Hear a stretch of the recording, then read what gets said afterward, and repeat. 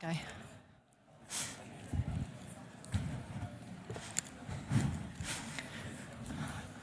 Hello, friends. You guys are so well behaved. I appreciate that very much. My name is Eva Mossberg. I'm the partner manager for North America at the Adventure Travel Trade Association. I'm here to provide a brief overview of the ATTA before we move into a panel discussion and networking. We also have some fun giveaways that we will sprinkle in throughout this presentation, so don't go anywhere. But I'm not here alone. I'd like to point out a few people in the audience. My 4 colleagues, Gustavo, Nico, Hannah, and Monica. Will you please stand up?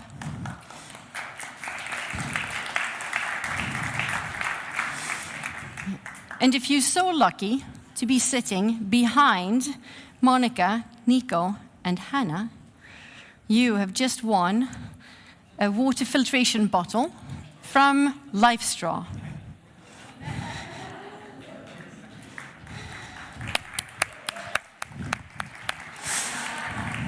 So next, I'd like to invite our ambassadors, our Adventure Travel Trade Association ambassadors, to stand up. Thank you. And thank you for all you do. You're very, very important to our community. Next, I'll invite all of our ATTA members to stand up.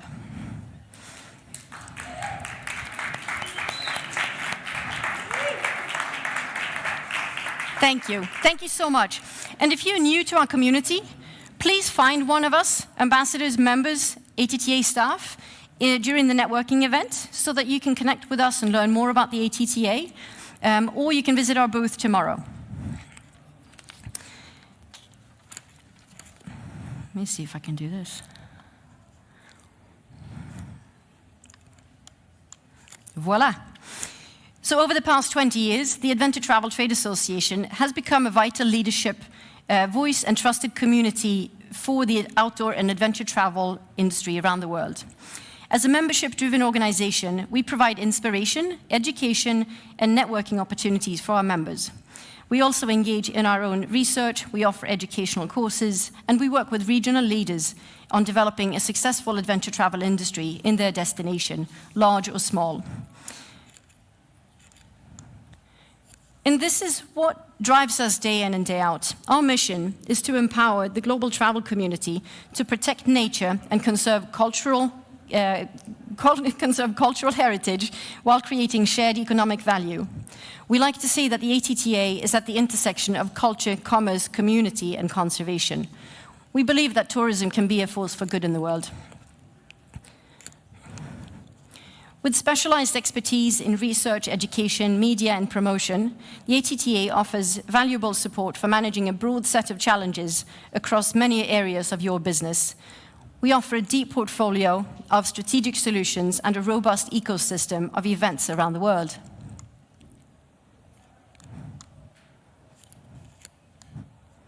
This is the suspense. The value we bring is the connections to key industry players, deep industry knowledge, and global trust. So adventure travel, we talk a lot about adventure travel, but what really is adventure travel? We look at adventure travel as a very broad term and an inclusive term that includes a lot of these other tourisms that are being used in the industry. Nature-based tourism, ecotourism, outdoor tourism. Within the larger tourism economy, adventure tourism is dominated by small businesses working in rural areas and wilderness environments. It's heavily dependent on natural capital and views the protection and promotion of natural resources as central to its continued success. In order to protect these assets, the ATTA has been deeply committed to sustainability since 1990. Last year, we launched our membership community commitment. It's an initiative that encourages all ATTA business members to embrace sustainable practices in their operations.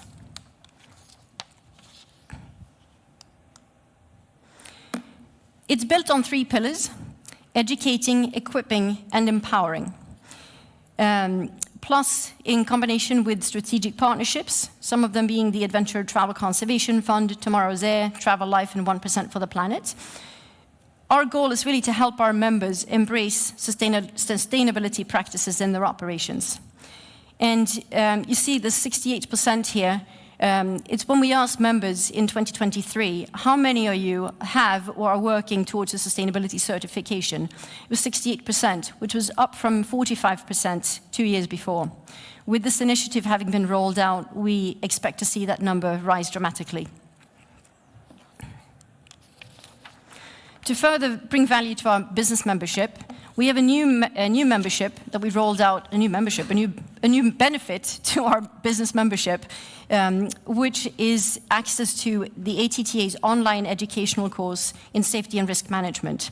So by becoming a business member, you gain access to this, and it's included in your membership. As well, you get to unlock an additional course of your choice each year.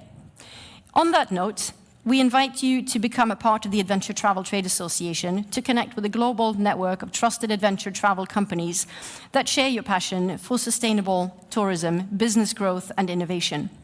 As an ATTA member, you gain access to valuable education and training, resources, industry insights, event discounts, and meaningful connections that help you navigate challenges, find new business opportunities, and strengthen your brand's reputation as a leader in responsible and resilient travel. With that, I'd like to introduce you to our upcoming Adventure Travel Trade Association business events, so Trade to Trade. We'll start in Latin America. We have Adventure Elevate.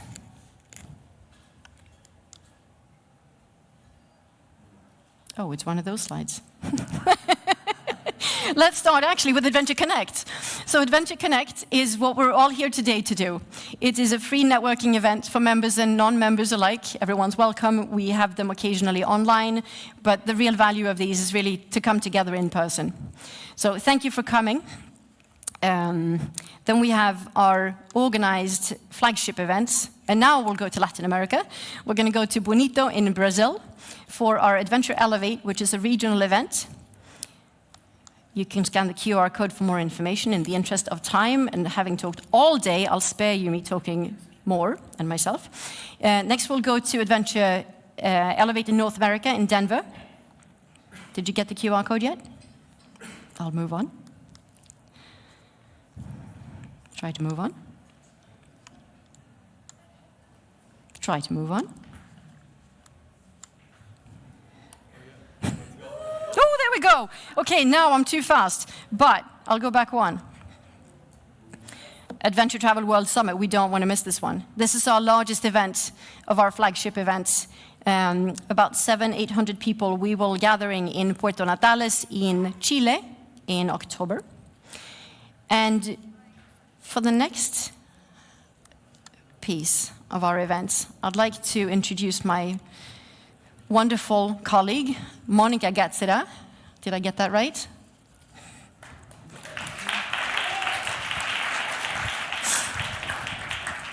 Thank you, Eva. So, as you see, Adventure Elevate is finally coming back to Europe after a successful first edition in Austria last year. And let's keep a little bit of silence. Please get your phones ready to scan the Save the Date page. But first, I would like you to welcome on stage the person that will announce it with me. Just a little thought before getting into details. Each one of these events requires a lot of time, a lot of work by committed and passionate people, not only from ATTA team, but also from our trusted partners. And so it's with a great pleasure that I invite on stage with me our partner, Patrick Torrent.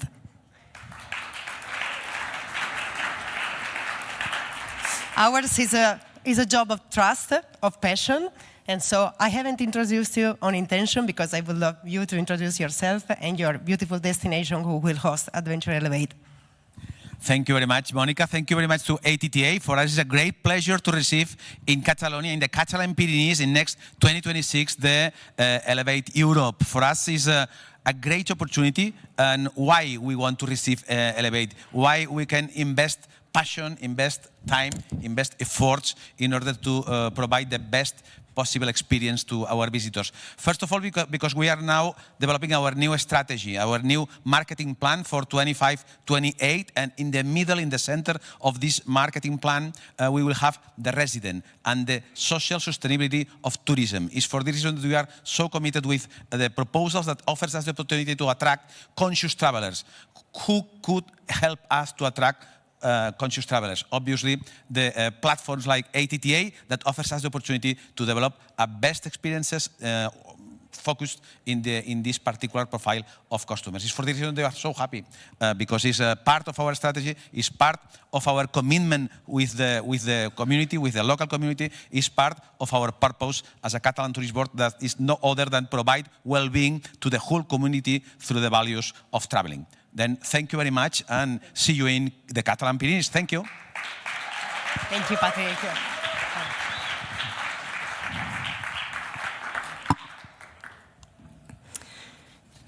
Thank you very much. We are super excited for this event.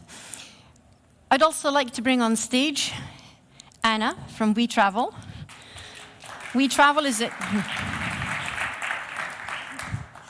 Hi everyone, I'm Anna from We Travel. We're completely thrilled to be able to co-host today's networking event.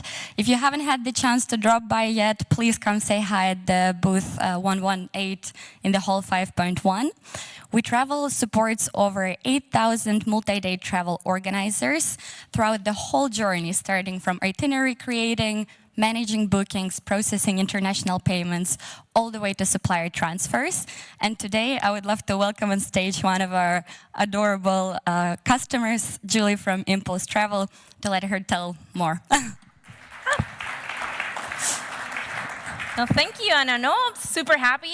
Thank you to We Travel. We are being able to grow and using as our technology partner. It's super cool because you can put together itineraries for group trips so you can see who's joining. Most of our business is B2B, so also we can get transfer, we can get payments there. So thank you so much for everything you do and super happy to keep working with you.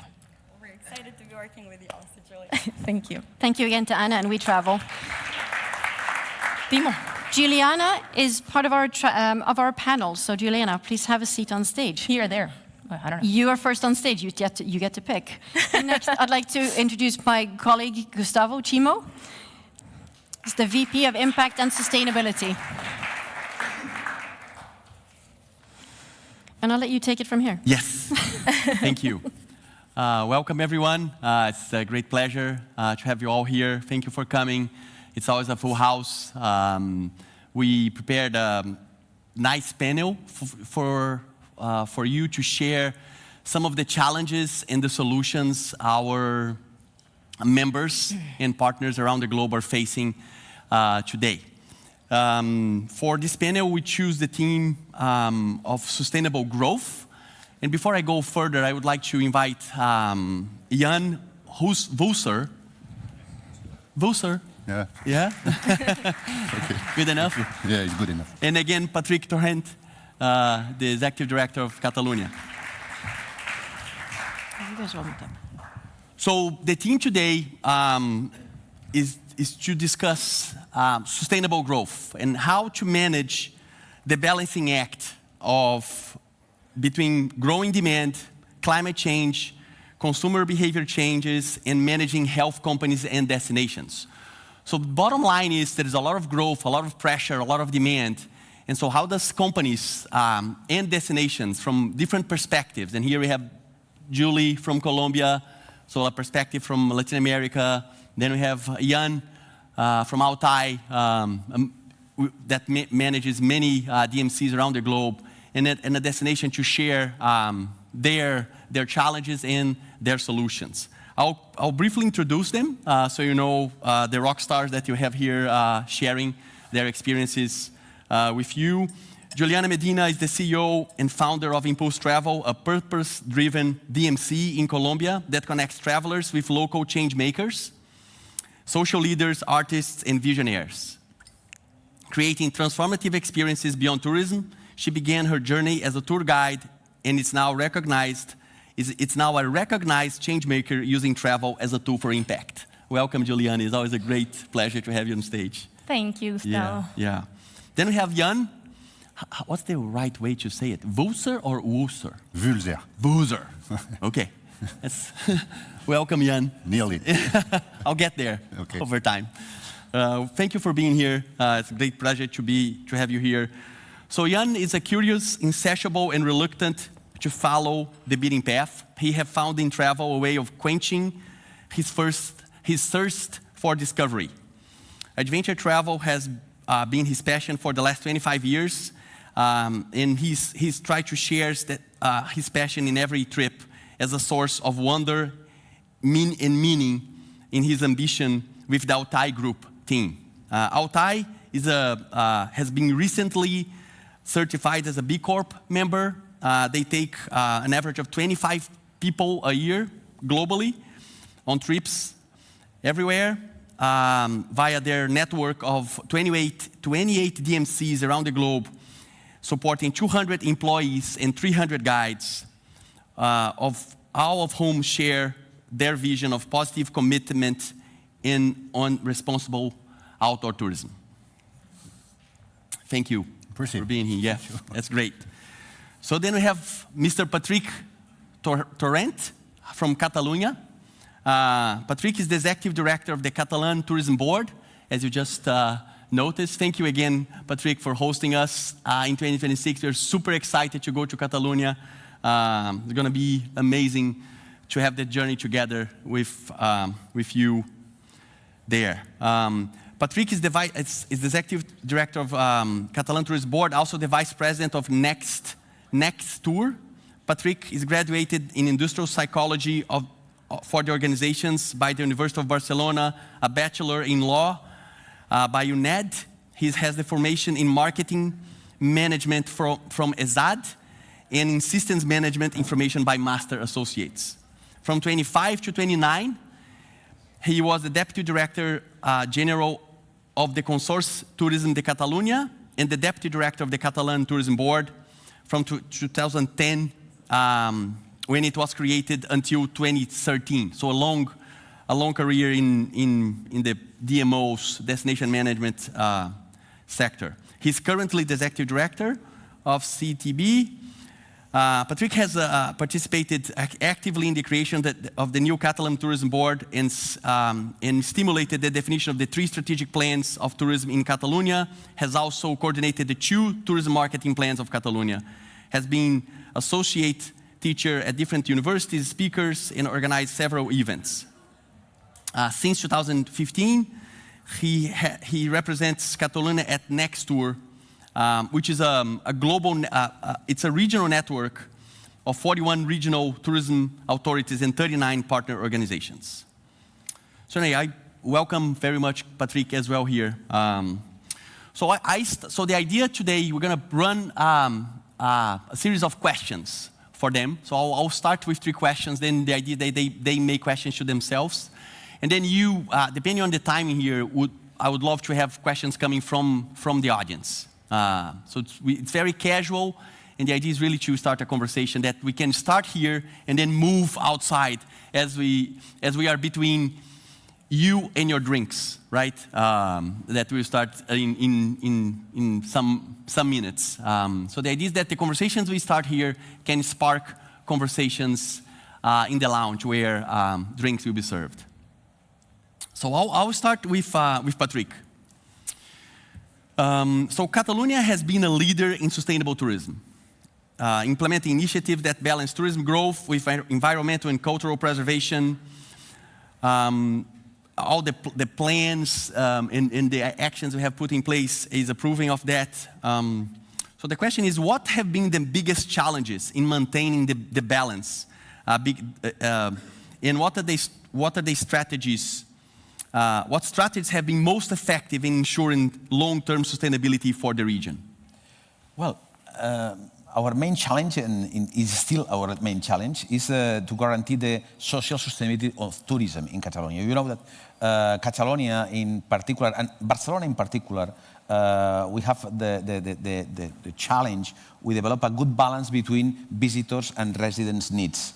Then is probably our main concern to develop tourism in our destination, because we need to develop for the tourism in Catalonia. For the seems that we want a tourism more deconcentrated, more deseasonalized, more diversified, and more distributed in terms of incoming. It's for the reason that we think that the main action we need is to develop a good prestige of the tourism activity among our residents. Why can we develop that? Well, considering the visitor as a temporary resident. We want to consider the visitor as a temporary resident with duties and rights, both. Because if not, the resident could consider that, well, they are, but using resources that could be identified as reserved for the residents, and it's for the reason that we think that it's good for everyone to consider that we all are the same community. We are not separated. We need to consider the visitors then as a part of our community, as a part of the people that are living together. It not depends if they will stay with us for 2 days or for 20 years. It's important for us to consider all of them as a part of us. And it's one of the main challenges we have.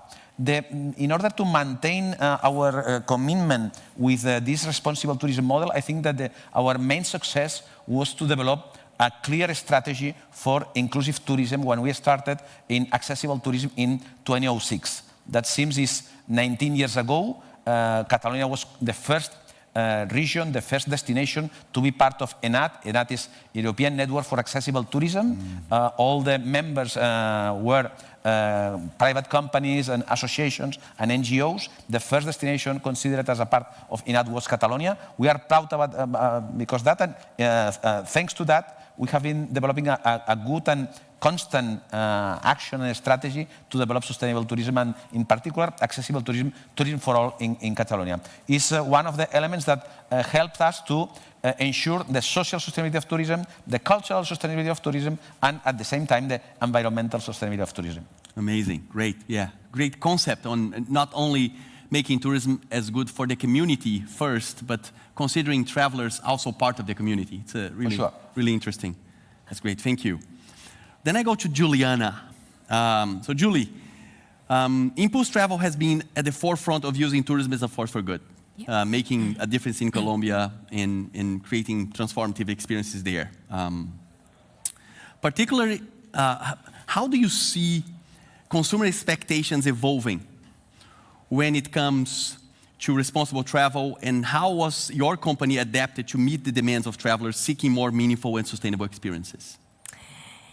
Yeah, so I feel like, especially since pandemic, the travelers are looking more for meaningful interactions and for the travels to matter, which is very cool because it's the thing that we have been doing for a few times. So for you to get an idea of what we do is that we at Impulse Travel, we are DMC, and we are all about creating itineraries and an experience with our travelers in Colombia that not only are fun and are things to remember, but also that are part of the transformation and a part of the process and of the willing of the communities. So then I see sometimes actually in a bit of scare, because I see more and more people say, oh, I want to do good things and I want to do volunteering and I want to do this, and sometimes I feel like, yeah, okay, let's do it, but let's ask, like, what is the challenge that the community want to do now? And they said, no, I want to do this, and I want to go with the kids, and I want to teach a class. And I said,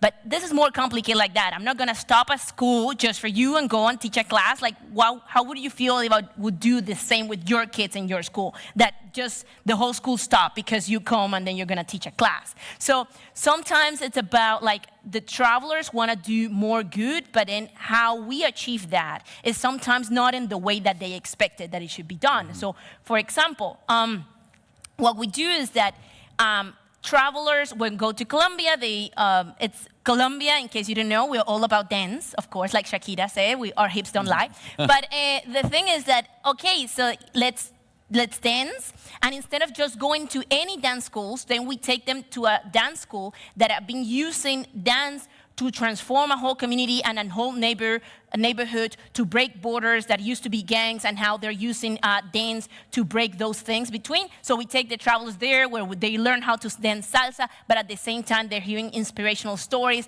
and they're having a fun time. So it's about also sometimes the things that you need to do sometimes are small and it's still fun. It doesn't have to be that you're building a school with your own shoulders. Yeah, that's great. So the matchmaking of how you match, how the community can absorb that experience does not mean you're disrupting the community routine with travelers. It's about like the conciliation of needs and expectations. That's great. Thank you.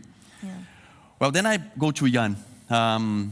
So Altai Group operates in multiple destinations with strong focus on adventure travel. Yeah. As a company that connects travelers with local communities, how do you navigate the balance between meeting the rising demand for adventure experiences while ensuring the environmental and cultural integrity of the destinations you operate in?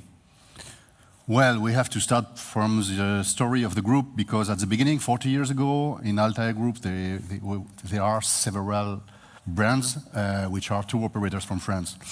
And we decided 20 years ago to open the DMC because we wanted to make an integration, a vertical integration, in order to get the control on the ground and on the field. Because we were thinking that it's a good thing if a tour operator have a vision, it's a good thing if a DMC have a vision, it's a good thing if the shareholder have a vision, but the better thing is to have a straight line and one line, and to make the points and the vision the same for the three stages of the tourism. So we opened our DMCs, and what we are doing, we are thinking that the direct point of contact with local communities, with local culture and experiences is the DMC. So we involved all our DMCs and we let them take the decision of what they have to do. If I have to take only one example, we have a foundation in Altai. Usually a foundation is managed by the main countries, the home office for us in France, and everything is distributed by France. We decided to share the budget of the foundation between all the DMC and let them the responsibility of taking the decision what they want to do directly with the money, directly on the country, because they are the best they know the best the things they have to do on the field. So the thing most important is to have a clearly vision of what we want to do and what the impacts we want to have, even where we are growing is involve locals, population, even hotels or restaurants we are working in on the same vision of a sustainable and positive and committed tourism. Perfect. Because sometimes the vision is from here, from the Occidental or European, is not the same, and we don't face the same problem that they have on the country, on the field, and we always have to share the experiences and to work all together on the vision of sustainability. Okay, that's great. Thank you. So now I open to our panelists here to make a question to each other, but also we will invite the audience, the plenary, to make questions if you have as well.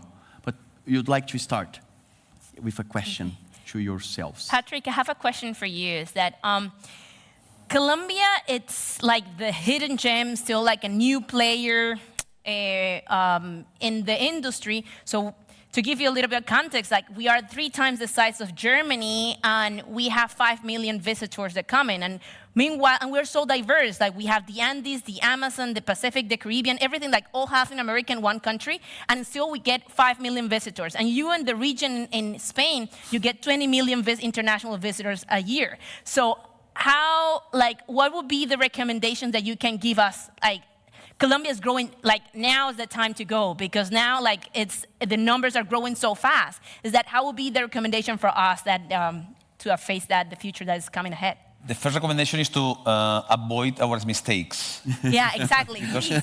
because it's true that in some destinations, the development of the destinations, the development in urbanism, in the city, in the villages, in the littoral, in our coast, was the consequence of no planning the activity. We need to plan the land in order to ensure a good activity, a good development of the tourism and the visitor economy in this land. In our case, in Barcelona and other parts of Catalonia, we are now fighting a lot in order to change the model. We are in the transition from a volume to a value model. Is so complicated. If you have the opportunity to create a value model from the beginning, from the point zero, I recommend absolutely to work on it and to work planning, absolutely planning, identifying every 3-4 years the path to follow in order to align all the agents, private and public, and don't forget the residents as well. In the past, when we started the activity of the Catalan Tourist Board, we say that the Catalan Tourist Board is a PPP, a public-private partnership. Now we are changing the name. We are a PPRP, Public-Private Resident Partnership. We want to be that. We want to include the resident at the center of the equation. We haven't that in the past, not in Catalonia, but not in the rest of Catalonia, not only in Barcelona. And now is one of the main transformations of our new marketing plan. We are not talking about markets, we are talking about audiences. And one of the audience is the resident as one of our main priorities for our communication policy. Okay, cool, thank you. Great, amazing. Wow, that's decreasing the learning curve for destination for sure. Thank you so much, Patrick, for sharing. Other questions? For me to Juliana, then. Okay, throw it back. No, how can you ensure a right balance between the visitor experiences, your customer experience, and the volume and the results of your company? At the end, you are a private company and you need to offer good results. What is the middle point? What is the right balance between both? Well, so we are right now in a point that we are having around 4,000 travelers a year. So I don't think we are still like in the overcrowded moment in our history. Maybe in a few years, I call you Patrick. Please help me to handle this. But so far, what we're doing is that, yes, of course. Something actually that a few summits ago when I was in Switzerland about this idea of growing and growing and growing just for the sake of growing. Like we at Impulse Drive, we just want to grow and we don't want everyone to come to Colombia. It's also something that we want the right people. Mm-hmm. We want the right kind of travelers, the travelers that care. So that's something that we're doing with our own message and the way that we're selling, so the way that we're partnering with. So also something interesting is that, for example, in Colombia, 95% of the hotels has less than 25 rooms. So it's small, like just the infrastructure itself, it's meant to be like, this, like to make it feel like authentic and to make it feel, and at the same time, something that we are looking for in that way to balance is that the travelers feel like not just a number or just like another traveler. Like a very common feedback that we get is that this was really special and that was a lifetime memory that we'll have. So yeah. Great. Now for Yann, if it's possible. Hi, Yann. No, just you are putting in touch visitors and residents. In this case, your company is working on that. How can you identify the right point of this contact? Do you have problems, for example, for the integration of the visitors in the local community, or problems in the acceptation from the residents of these flows of visitors? How are you managing that? The main thing is to make a long-term partnership and relationship based on human values that we are sharing with the people. Especially, for example, when we are on a country since 25 years, we are not speaking about customers and prestators of services. We are speaking about like really friends and family. And the good thing is always to find the good balance between giving them business because they want and they need and they deserve business, but not too much, and follow this always on a day by day, in order to always maintain it in a number, an acceptable number. We will face and we will have to, in one moment, decided that growing and always growing is not a good issue. You can't growing always. It's impossible. So one thing to do, for example, is decide to go on another valley. Okay, we have a big success on Annapurna in Nepal. Okay, maybe Annapurna will be too much crowded. We decide to stop to sell it, and we will try another way, because we also have to share the benefits of tourism between all of the parts. Today, 90% of the tourism go to 2% of the countries, nothing more. So always looking, getting on the field, and looking, searching for new families, new partnerships, in order to share the business for everybody. That's great. We can open to the audience now. Does anyone have a question? Or right here, I have a friend, Eva, please, a friend here, my lucky friend who got the water bottle. Yeah. Yeah, thank you very much, first of all, for sitting in front of me. It was very kind of you. My question is actually to all three of them, because I was living in the Middle East, and there was a dramatic growth when it comes, for example, to travel to Mecca, where the government, they restricted a certain numbers and as well duplication to come for Hajj. I mean, this is a slightly different topic, but nevertheless, what Barcelona is facing and maybe Colombia is facing in the future, that you should already start limiting spaces. So, because the experience in overcrowded places for the tourists is as well bad.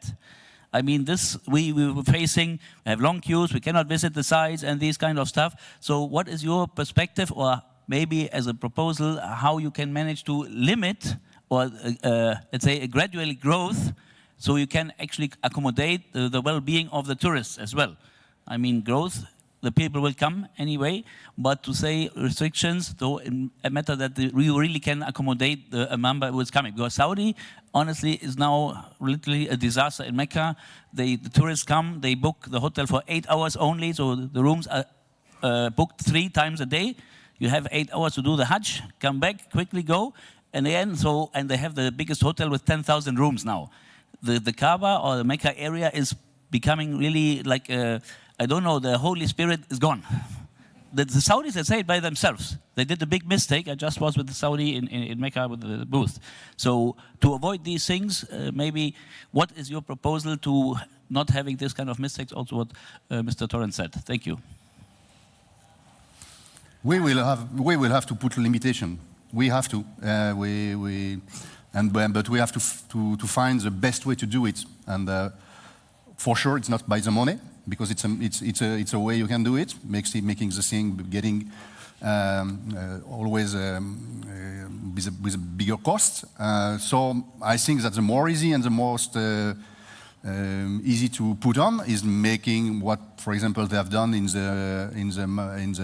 Inca Trail in Peru. There is 500. Possibility of tourism by day. That's it. And if you want to go, it means also that you really want to go, and you will.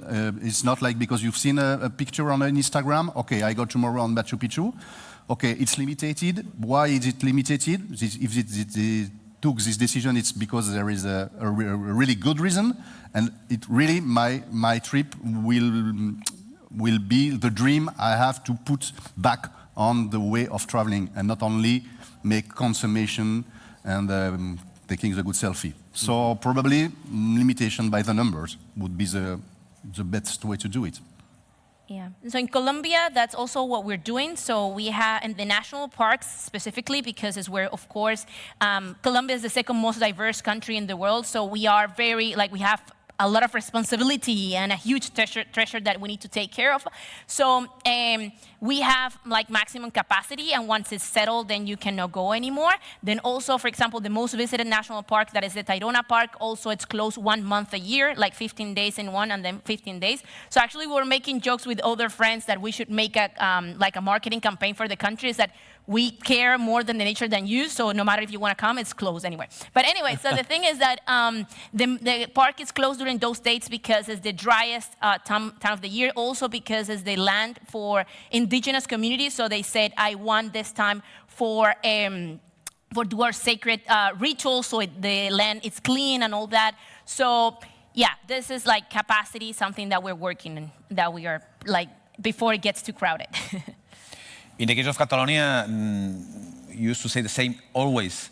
We don't want more tourism, we want better tourism in our destination. It's for the reason that one of the tools in order to manage that is to put limits. Limits in the city, for example. The Parc Güell and Sagrada Familia has really well structured the capacity and the capacity of charge every day, then we manage it. But even in the natural areas, for example, one of the parts of our Pyrenees, where the next Elevate Europe will be celebrated in 2026, excuse me for the spot, but is in Congost de Mont-Rebei. Congost de Mont-Rebei is a breathtaking canyon, absolutely a paradise for people that are doing canoeing and, for example, climbing and hiking, but overcrowded during the last pandemic, because everybody were there from Barcelona, for example, and then they needed to close this area. That was closed for 1.5 years.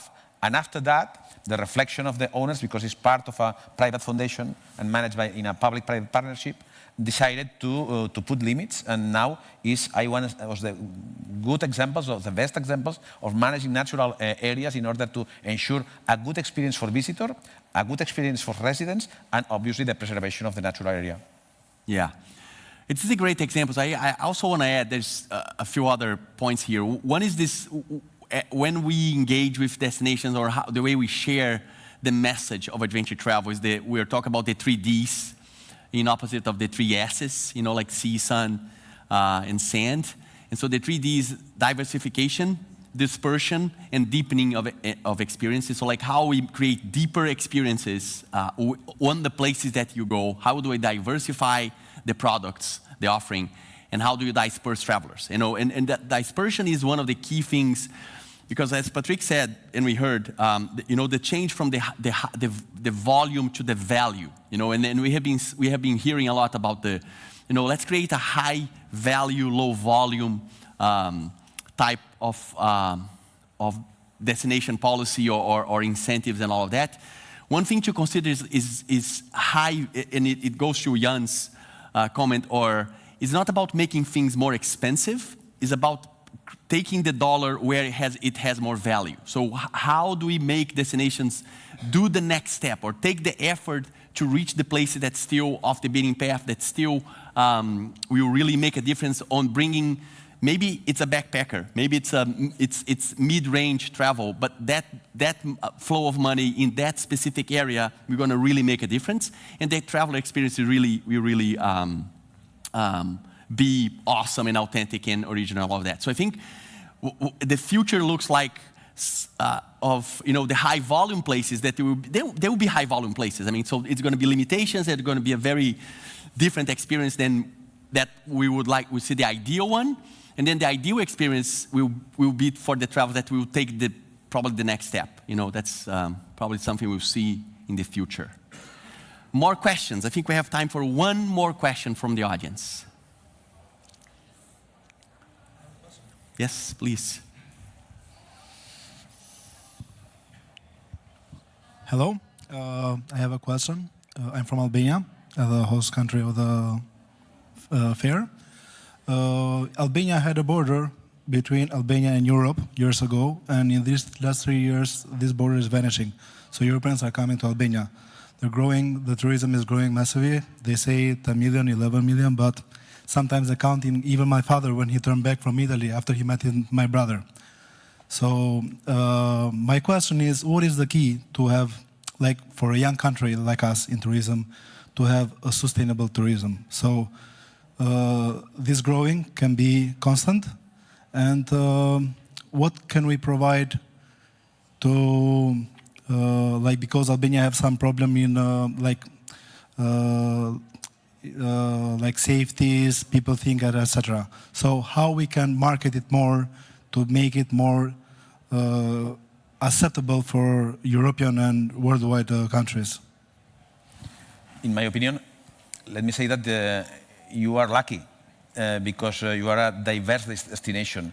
Catalonia is one of the 3 main destinations in Europe, with Paris, Ile-de-France, and Canary Islands. But let me say that these 2 destinations are monoproduct destinations. Urban tourism in the case of Paris, Ile-de-France, Sun and Beach in the case of Canary Islands. Catalonia is in the top of the 10 rankings, not in the first position, but in the top 10 rankings in motivations to visit Catalonia. Then it's necessary to identify your assets, identify your targets, your publics, and especially planning your action, planning your activity, but not alone from the public perspective, but together with the private sector and obviously with the resident. The good governance of tourism is the key factor of success of the sustainability of your model in the future, not only environmental, but social, cultural, and economic sustainability as well. And in this case, as I recommended to Juliana, for destinations that are growing, if you have the opportunity to create from value, continue creating from value. Thank you. Yeah, same. I totally agree with Patrick. You have the luck to see what we've done bad everywhere. So you just know what not to do. And the other thing is to have a vision on a long way, not only on a short term. Destination which are working only on short-term value are always making mistakes. And we all know everywhere from here that tourism is cyclist. It's a cyclism activity, and you have to be prepared to extend your lifetime value in tourism for a really long time. I don't know, I'm with you also on the same path, so let's go and walk together. I see that Colombia and Albania were in the same path, so yeah, keep you posted. Yeah. Right. I think we have time for one more question before we close. Last question before the drinks. Idrisha there, Eva, like on the back. Yeah.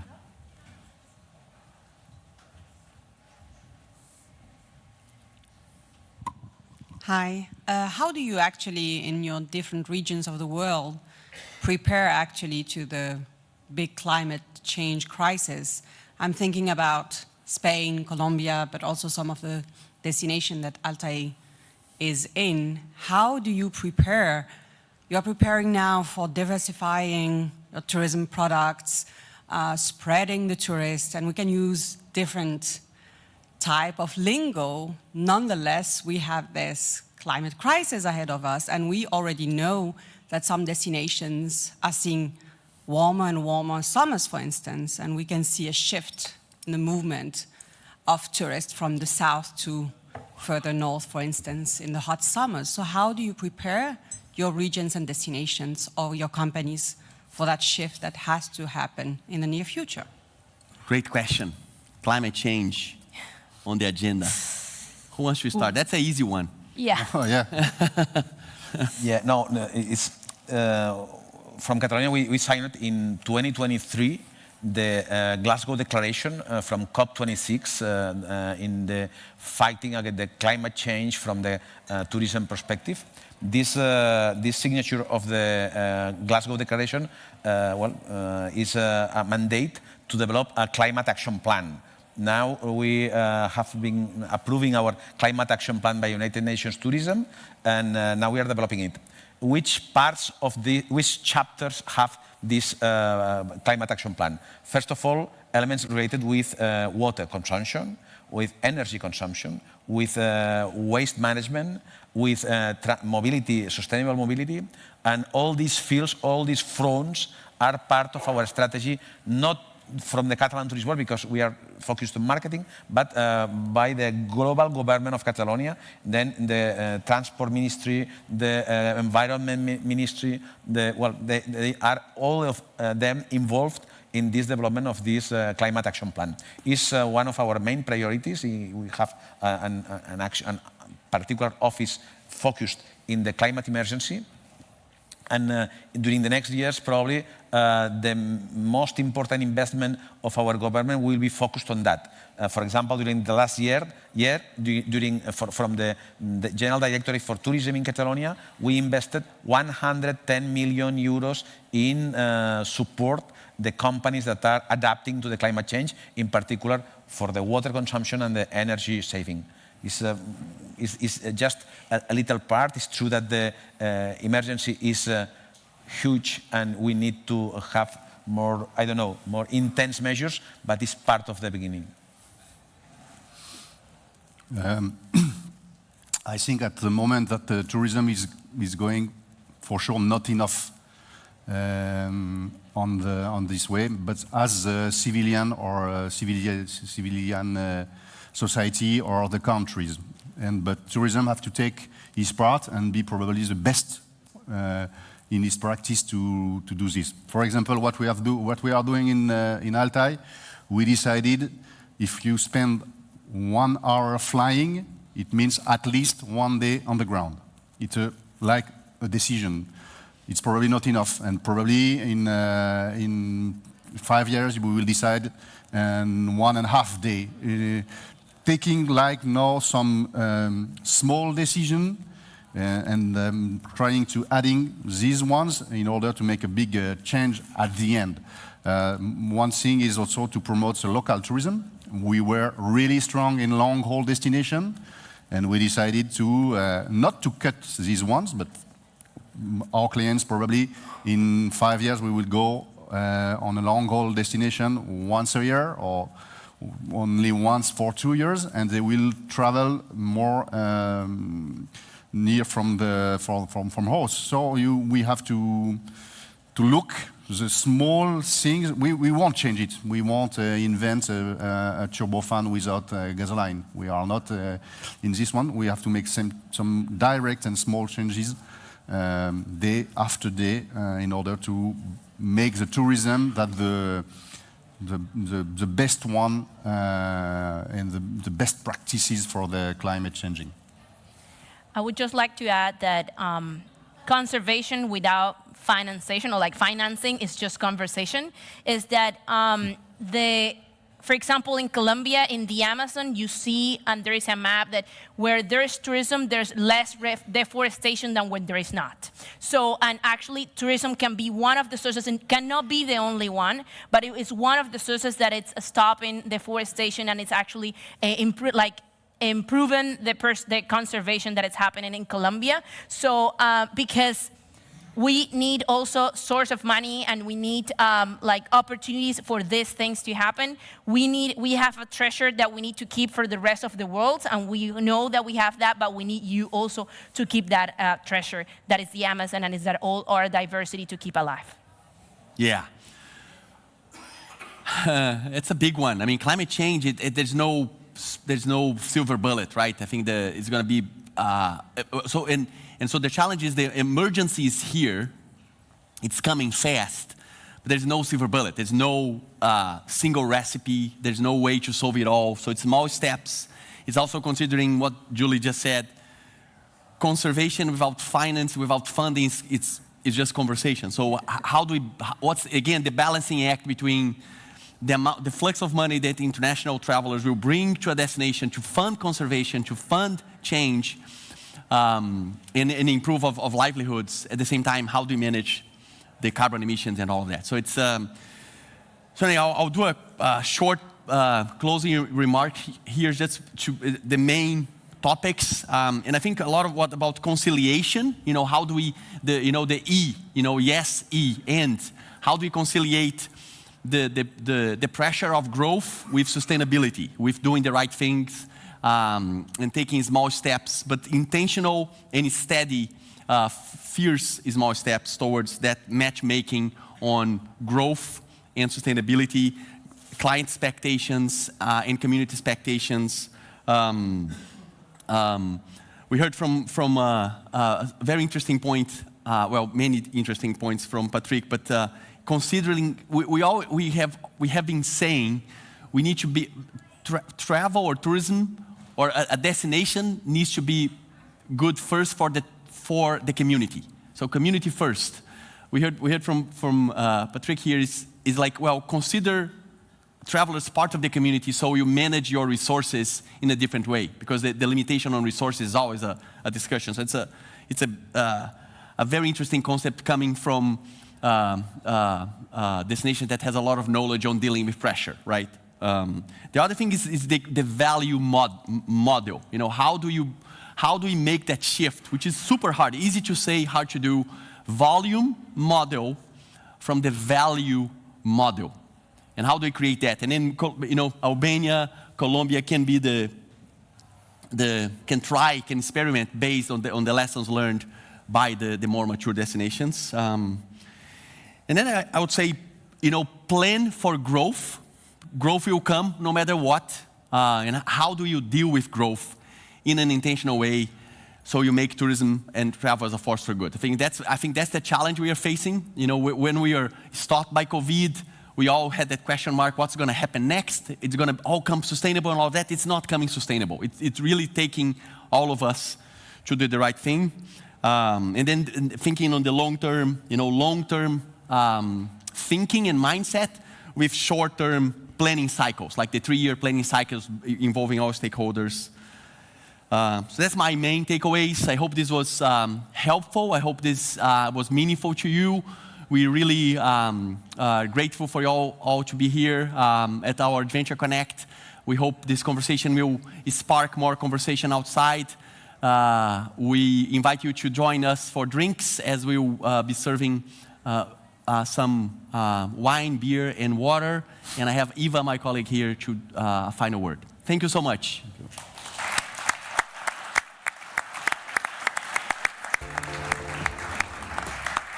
Thank you very much. Yeah. Thank you very much. May I please actually have the slideshow back on to our talented AV team? Should we go off stage, Eva? Or should yes, please. Oh, perfect. Thank you very much. Well, since that took a second, I thought you'd be more comfortable sitting down there.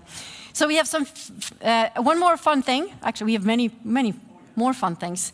Besides the drinks, we have one more giveaway. I promised there would be more at the end. So for those of you who stayed to the end, there is a chance for you to win a prize provided by We Travel, our co-hosting partner for the drinks that are coming later, soon. So to the fellow who's comfortably seated right behind Anna, completely not noticing what's happening right now, we have a prize.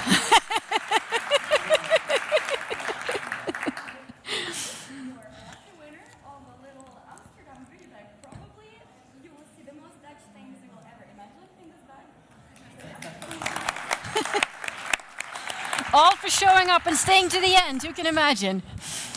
And now, I said thank you to the AV team. Do you all remember what I said at the very beginning? I mentioned something about ATTA team, ambassadors, ATTA members, and those of you who are here for the first time.